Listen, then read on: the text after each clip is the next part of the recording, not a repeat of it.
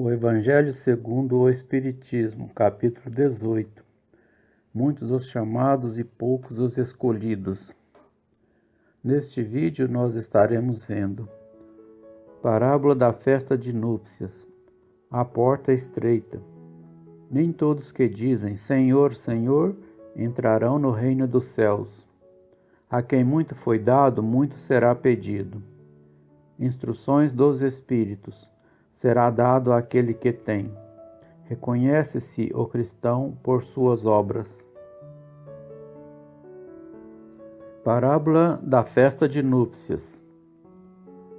Jesus, falando ainda em parábolas, lhes disse: O reino dos céus é semelhante a um rei que, querendo fazer as bodas de seu filho, enviou seus servidores para chamar às bodas aqueles que foram convidados.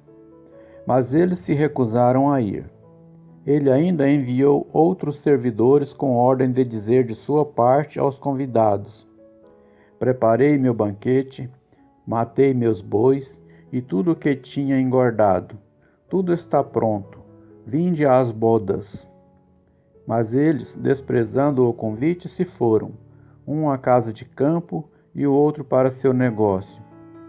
Os outros lançaram mão de seus servidores e os mataram, após lhes terem feito vários ultrajes. O rei, tendo ouvido isso, irou-se, e tendo enviado seus soldados, exterminou esses homicidas e queimou a cidade deles.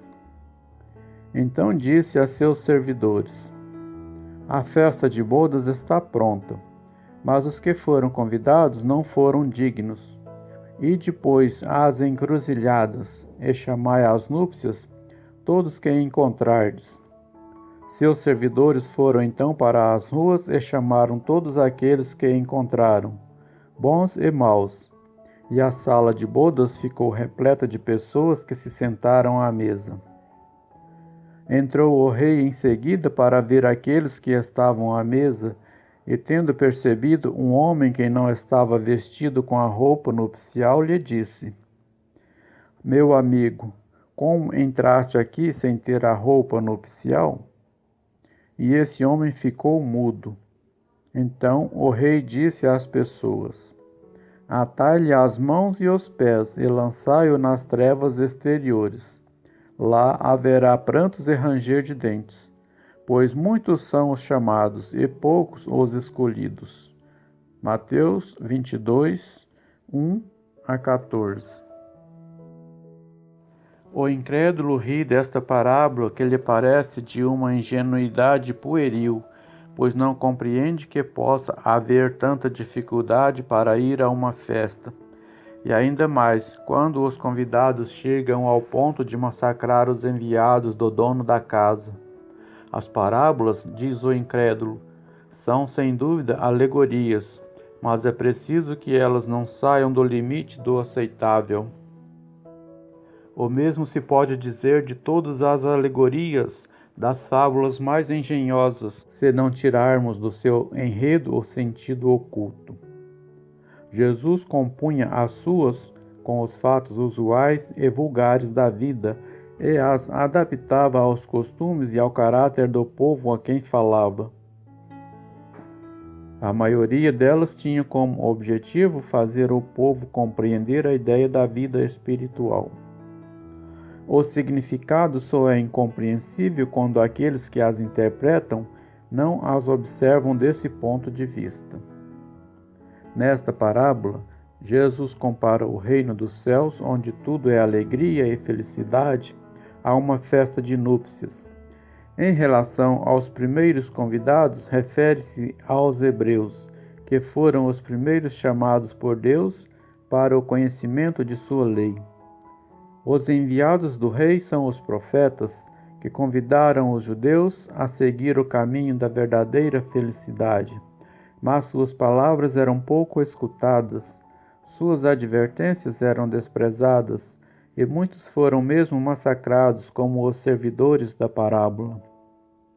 Os convidados que se desculpam por terem de ir cuidar dos campos e de seu negócio representam as pessoas que, absorvidas pelas coisas do mundo, são indiferentes em relação às coisas celestes. Era uma crença para os judeus de então de que sua nação deveria ter o domínio sobre todas as outras. Deus não tinha de fato prometido a Abraão que seus descendentes cobririam toda a terra? Mas, como sempre, desprezando a substância, tomaram o ensinamento divino pelo lado dos seus interesses e acreditavam realmente no domínio de sua nação no plano material sobre as outras. Antes da vinda do Cristo, com exceção dos hebreus, todos os povos eram idólatras e politeístas. Se alguns homens mais instruídos haviam atingido a ideia de unidade divina, esta ideia permaneceu no estado de opinião pessoal, pois em nenhuma parte foi aceita como verdade fundamental, a não ser por alguns iniciados que ocultavam seus conhecimentos sob o véu do mistério, impenetrável à compreensão do povo. Os hebreus foram os primeiros que praticaram publicamente o monoteísmo. Foi a eles que Deus transmitiu sua lei inicialmente por Moisés, depois por Jesus. E foi desse pequeno foco que partiu a luz que deveria expandir-se pelo mundo inteiro, triunfar sobre o paganismo e dar a Abraão uma posteridade espiritual tão numerosa quanto as estrelas do firmamento. Mas os judeus, embora rejeitassem completamente a idolatria, haviam negligenciado a lei moral para se dedicar à prática mais fácil do culto exterior. O mal atingira o seu ponto mais extremo. A nação, dominada pelos romanos, estava desfigurada pelas lutas políticas, dividida pelas seitas. A incredulidade havia penetrado até mesmo no templo. Foi então que apareceu Jesus, enviado para chamá-los à observância da lei e abrir-lhes os novos horizontes da vida futura. Sendo os primeiros a serem convidados para o grande banquete da fé universal, rejeitaram a palavra do celeste Messias e sacrificaram-no. Foi assim que perderam o fruto que deveriam ter colhido de sua própria iniciativa. Seria injusto, entretanto, acusar todo o povo por esse estado de coisas. A responsabilidade coube principalmente aos fariseus e aos saduceus, que tinham arruinado a nação por orgulho e fanatismo de uns e pela incredulidade de outros. É a eles que Jesus compara os convidados que se recusam a comparecer à festa das núpcias. Depois acrescenta: o rei, vendo isto, convidou todos aqueles que se encontravam nas encruzilhadas, bons e maus. Queria dizer com isso que a palavra iria ser pregada a todos os outros povos, pagãos e idólatras, e que estes, aceitando-a, seriam admitidos na festa no lugar dos primeiros convidados. Mas não basta ser convidado, não basta dizer-se cristão, nem sentar-se à mesa para fazer parte do banquete celestial. É preciso, antes de mais nada, e como condição primeira, estar vestido com a roupa nupcial, ou seja, ter a pureza de coração e praticar a lei conforme o Espírito.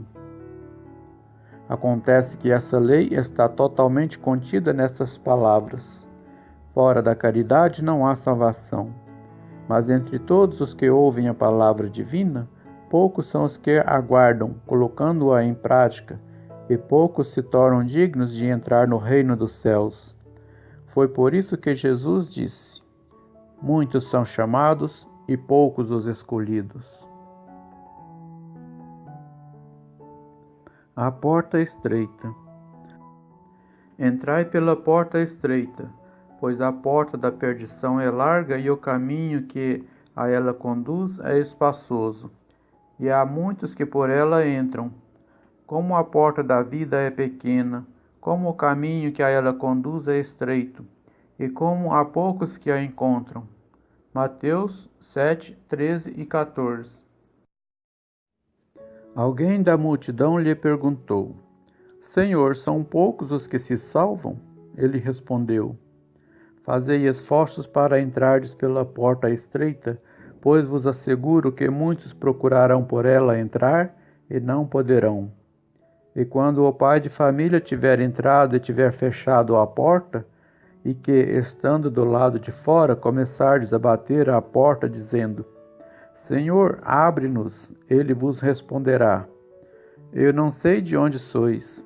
Então recomeçareis a dizer: Comemos e bebemos em vossa presença, e ensinastes em nossas praças públicas. E ele vos responderá: Não sei de onde sois. Afastai-vos de mim, vós todos que cometeis iniquidades. E então haverá choros e ranger de dentes, quando virdes que Abraão, Isaque, Jacó e todos os profetas estarão no reino de Deus, e que vós outros ficareis excluídos. Virão do Oriente e do Ocidente, do setentrião e do meio-dia, muitos que terão lugar na festa do reino de Deus. Então aqueles que forem os últimos serão os primeiros, e os que forem os primeiros serão os últimos. Lucas 13, 23 a 30. Larga é a porta da perdição, porque as más paixões são numerosas e o caminho do mal é frequentado pela maioria. A da salvação é estreita, pois o homem que quer transpô-la deve fazer grandes esforços para vencer suas más tendências, e poucos se submetem a isso. É o complemento do ensinamento moral. Muitos são os chamados e poucos os escolhidos. Tal é o estado atual da humanidade terrena, pois sendo a terra um mundo de expiação, nela o mal predomina, mas quando se transformar, o caminho do bem será o mais frequentado. Este ensinamento deve ser entendido na sua verdadeira significação, e não no sentido que as palavras expressam. Se fosse esse o estado normal da humanidade, Deus teria voluntariamente condenado à perdição a imensa maioria de suas criaturas. Suposição inadmissível, desde que se reconheça que Deus é todo justiça e bondade. Mas de quais faltas esta humanidade seria culpada para merecer uma sorte tão triste? No presente e no futuro, se estivesse na sua totalidade relegada à terra, e se a alma não tivesse tido outras existências? Por que tantos entraves no caminho? Por que essa porta tão estreita para ser transposta por tão poucos, se a sorte da alma está definitivamente fixada após a morte? É assim que, com a ideia de uma única vida, o homem está sempre em contradição consigo mesmo e com a justiça de Deus. Com a vivência anterior da alma e a pluralidade dos mundos, o horizonte se alarga. A luz ilumina os pontos menos esclarecidos da fé. O presente e o futuro tornam-se solidários com o passado, e então só assim se pode compreender toda a grandeza, toda a verdade e toda a sabedoria dos ensinamentos morais do Cristo. Nem todos aqueles que dizem: Senhor, Senhor, entrarão no reino dos céus. Nem todos os que dizem Senhor, Senhor, entrarão no reino dos céus, mas apenas entrará aquele que faz a vontade de meu Pai que está nos céus.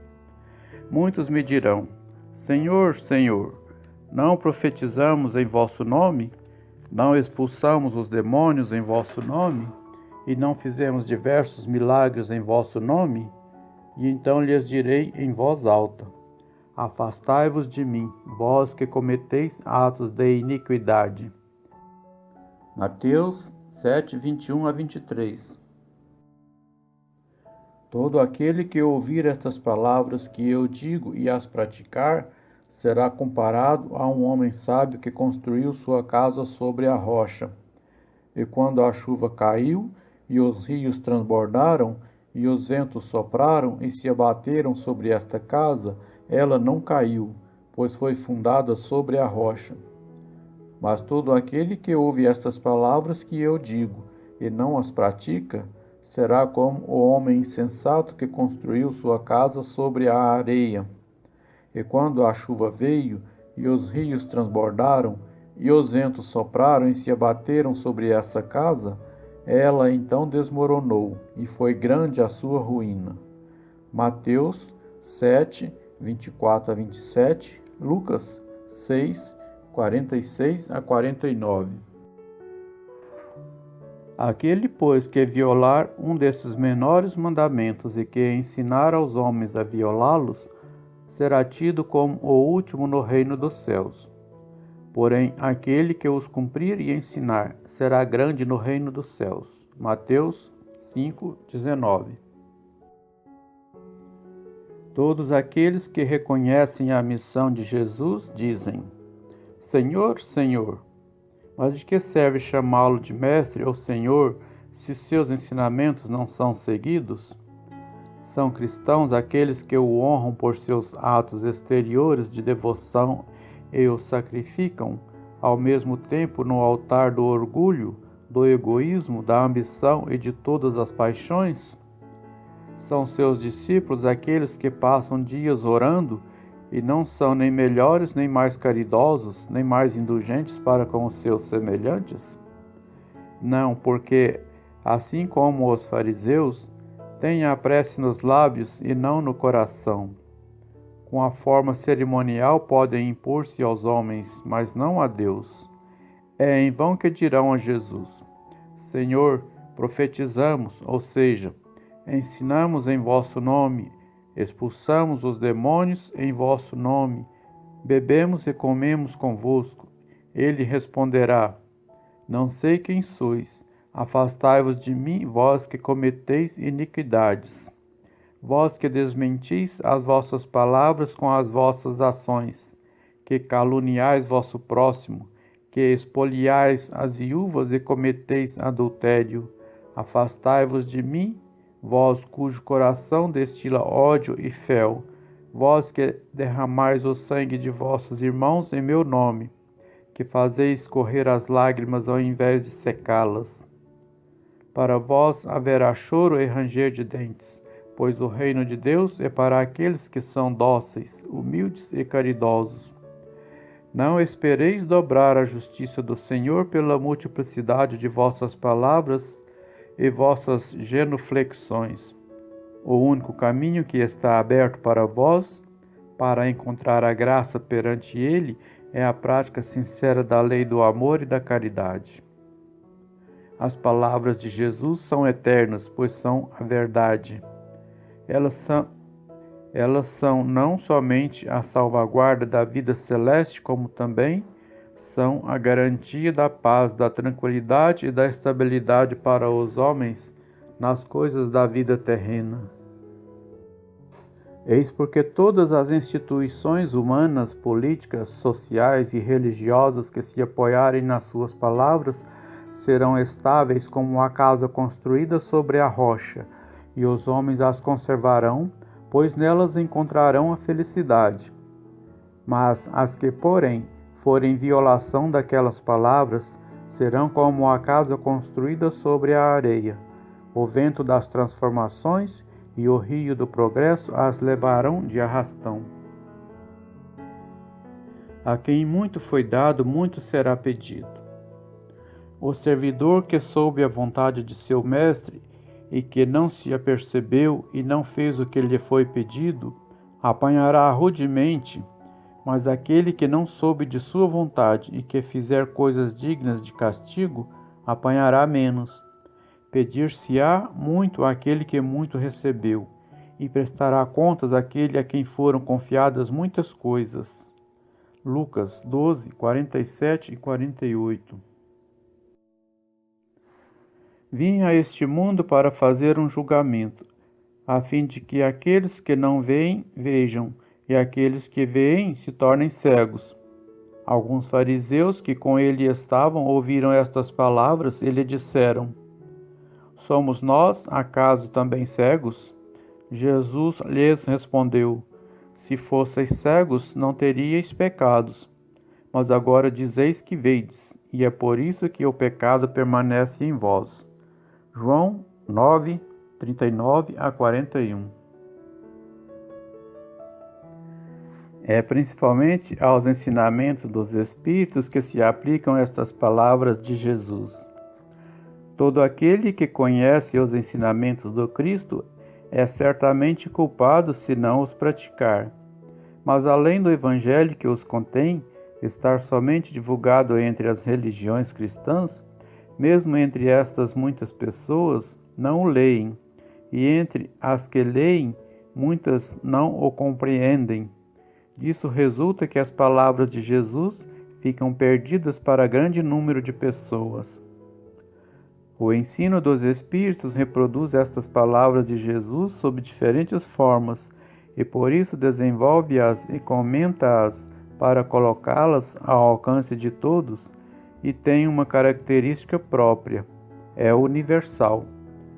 Qualquer um, letrado ou não, tenha ou não crença, cristão ou não, pode recebê-lo, porque os Espíritos se manifestam em todos os lugares. Nenhum daqueles que recebe o ensinamento diretamente ou por intermédio de outras pessoas pode alegar ignorância ou desculpar-se, nem por sua falta de instrução, nem por falta de clareza ou sentido alegórico.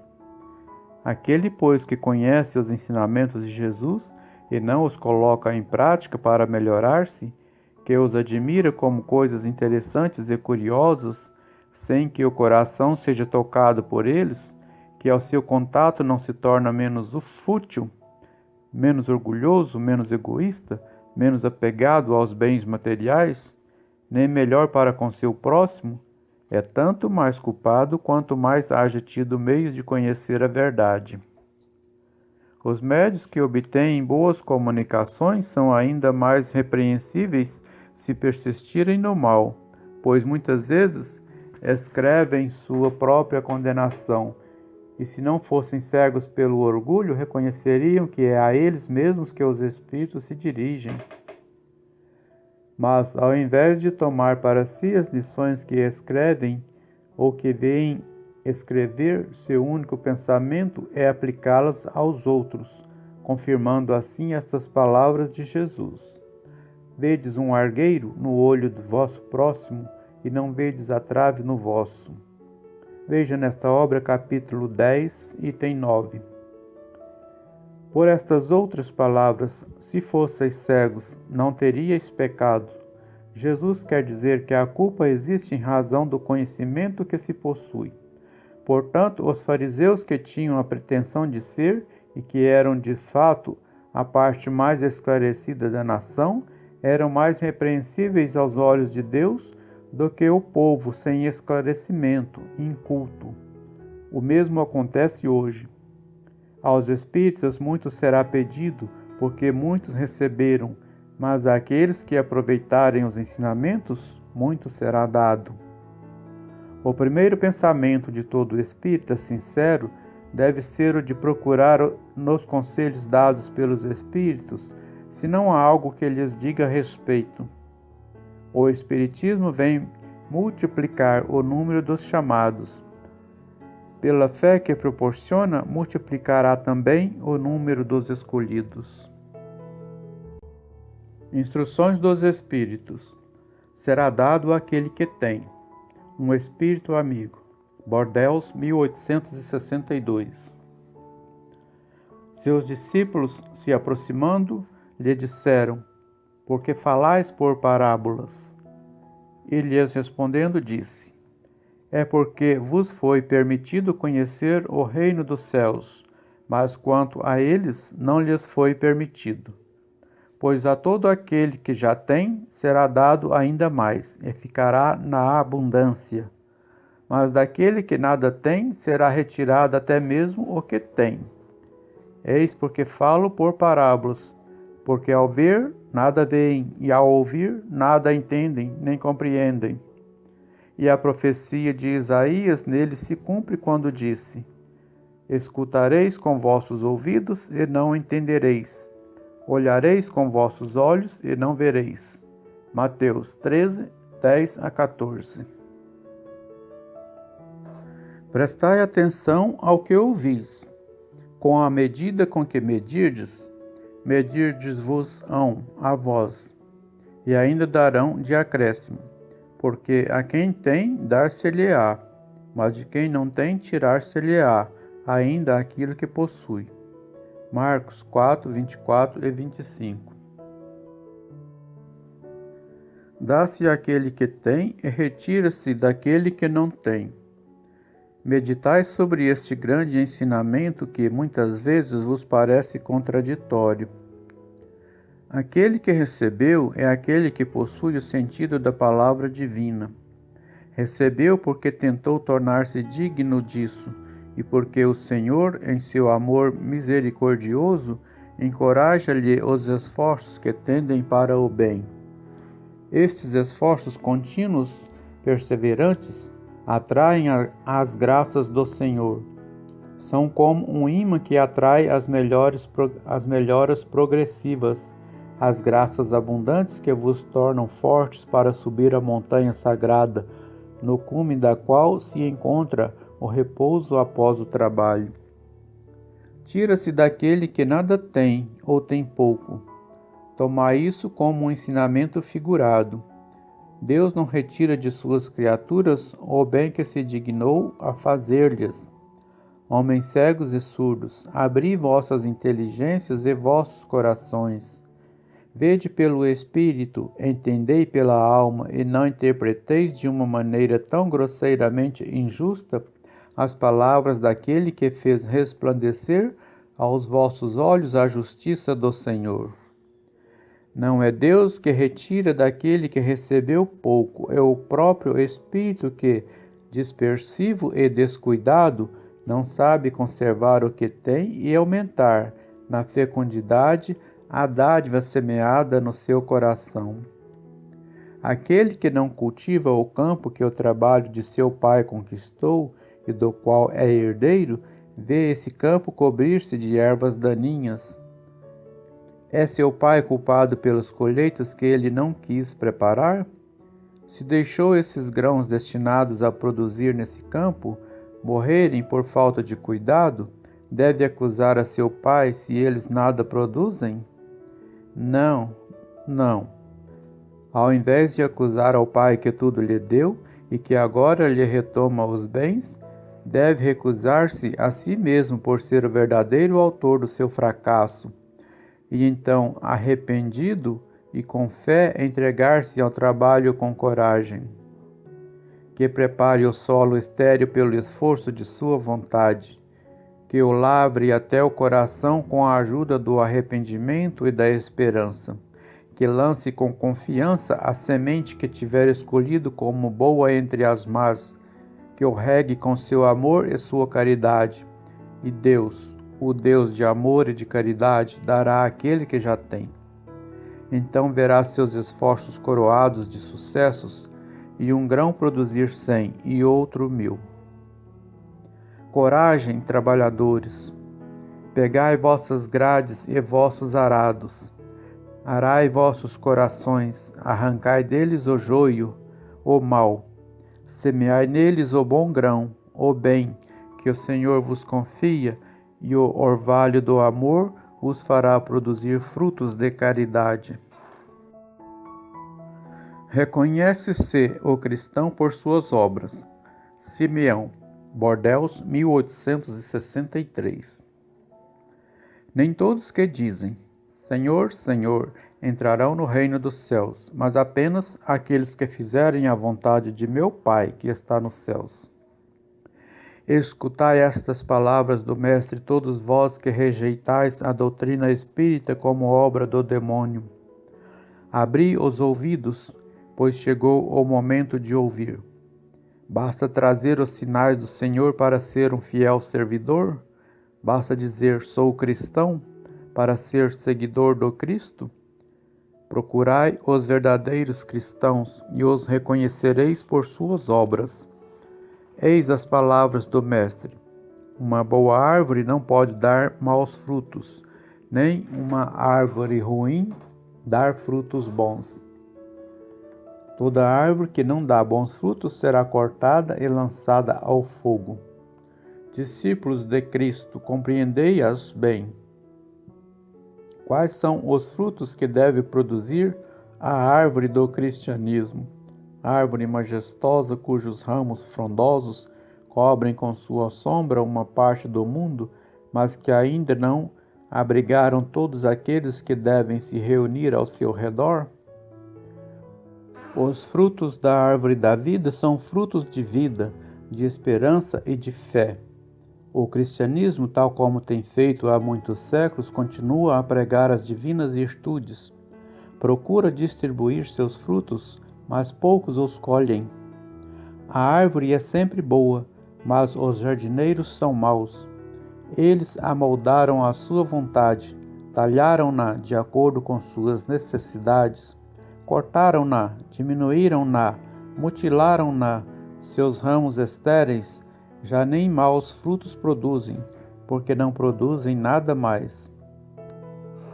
O viajante cansado que para procurando em sua sombra o fruto da esperança que deve lhe dar força e coragem, encontra apenas ramos áridos que pronunciam a tempestade. Pede em vão o fruto de vida à árvore da vida. As folhas caem secas. A mão do homem as manuseou e remanejou tanto que as secou. Abri, pois, vossos ouvidos e vossos corações, meus bem-amados. Cultivai essa árvore da vida cujos frutos dão a vida eterna. Aquele que a plantou vos convida a cuidar dela com amor, e a vereis dar ainda com abundância seus frutos divinos. Deixai-a tal como o Cristo vô-la deu. Não a mutileis. Ela quer estender sobre o universo sua imensa sombra. Não corteis seus ramos. Seus frutos generosos caem em abundância para sustentar o viajante faminto que quer atingir o seu objetivo. Não os amontoeis para guardá-los e deixá-los apodrecer para que não sirvam a ninguém. Muitos são os chamados e poucos os escolhidos. É que existem monopolizadores do pão da vida, como os há do pão material. Não vos coloqueis entre eles. A árvore que dá bons frutos deve distribuí-los para todos. Ide então procurar aqueles que estão famintos. Trazei-os para a sombra da árvore e partilhar com eles o abrigo que ela vos oferece. Não se colhem uvas dos espinheiros. Meus irmãos, afastai-vos daqueles que vos chamam para vos arrastar para os espinheiros do caminho, e segui aqueles que vos conduzem à sombra da árvore da vida. O divino Salvador, o justo por excelência, disse, e suas palavras não passarão. Nem todos aqueles que me dizem, Senhor, Senhor, entrarão no reino dos céus, mas só aqueles que fizerem a vontade de meu Pai que está nos céus. Que o Senhor de bênçãos vos abençoe, que o Deus de luz vos ilumine, que a árvore da vida vos ofereça seus frutos com abundância. Crede e orai. E aqui nós terminamos a leitura do capítulo 18.